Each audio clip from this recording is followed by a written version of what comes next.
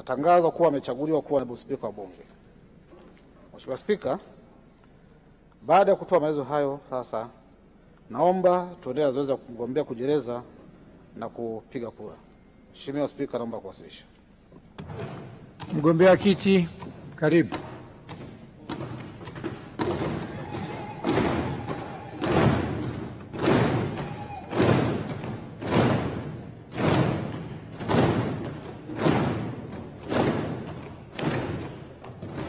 Mheshimiwa mgombea, utajieleza na kutakuwa na maswali matatu kama yapo. Mheshimiwa Spika, Mheshimiwa Waziri Mkuu mteule, Mheshimiwa Mwanasheria Mkuu wa Serikali, Waheshimiwa wabunge wenzangu wa Jamhuri ya Muungano wa Tanzania, niliyesimama mbele yenu naitwa Daniel Baran Silo, ni mbunge wa jimbo la Babati Vijijini kutoka mkoa wa Manyara. Mheshimiwa Spika, awali ya yote niungane na wote kumshukuru sana Mwenyezi Mungu aliyetupa afya njema na kukutana leo katika bunge letu tukufu, bunge hili la 13.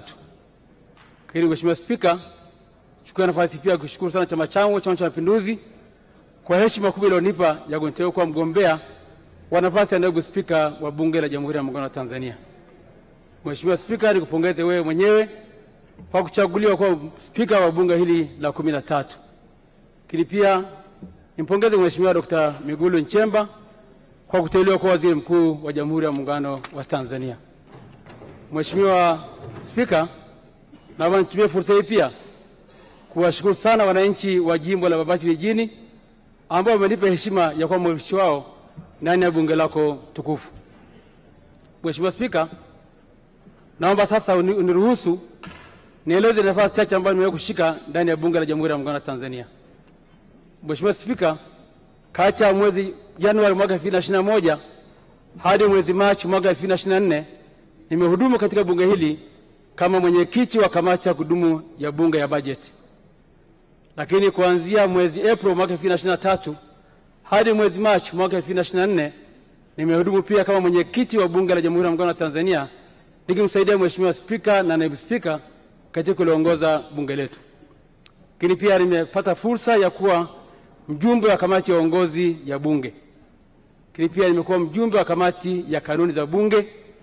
Lakini pia nimekuwa mjumbe wa kamati ya haki, maadili na madaraka ya bunge. Mheshimiwa Spika, nipata pia heshima kuanzia mwezi wa 3 mwaka 2024 kuteuliwa kuwa naibu waziri wa mambo ya ndani ya nchi, nafasi ambayo nimehudumia hadi tarehe 3 Novemba mwaka huu 2025. Mheshimiwa Spika, natambua kwamba nafasi ya naibu spika imeelezwa katika ibara ya 85 ibara ndogo ya kwanza ya Katiba ya Jamhuri ya Muungano wa Tanzania. Lakini majukumu ya naibu spika yameainishwa katika kanuni ya 6 fasili ya 2 ya kanuni za kudumu za bunge toleo la mwaka 2025. Lakini jukumu kubwa la naibu spika ni kumsaidia spika katika uendeshaji wa bunge. Mheshimiwa Spika na waheshimiwa bunge, niwahakikishie mkinipa kura za imani nitamsaidia Mheshimiwa Spika katika uendeshaji wa bunge letu, lakini nikisimamia Katiba ya Jamhuri ya Muungano wa Tanzania, lakini hasa nikisimamia kanuni zetu za bunge ambao ndio mwongozo wa kuongoza bunge letu tukufu. Mheshimiwa Spika, Mheshimiwa Waziri Mkuu mteule, Mheshimiwa bunge, niko mbele yenu kwa heshima na taadhima nikuomba kura. Naombeni nipeni kura za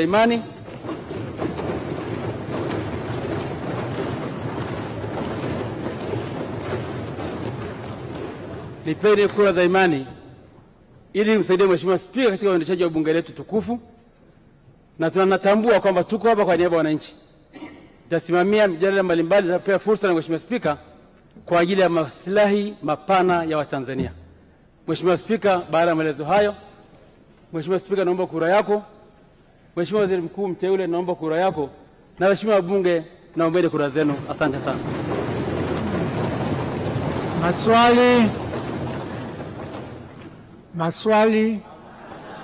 Maswali. Mgombea kakae. Katibu. Quorum. Waheshimiwa, quorum yetu imebaki vivi 371. Wahudumu, leteni maboksi mbele. gaweni kura, karatasi za kura.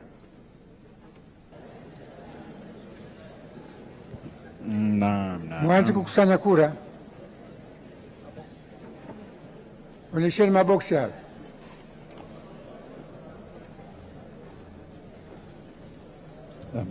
Mtazamaji wa Bunge TV, kazi ya kumpata naibu spika wa bunge ndio inakwenda kufanyika sasa.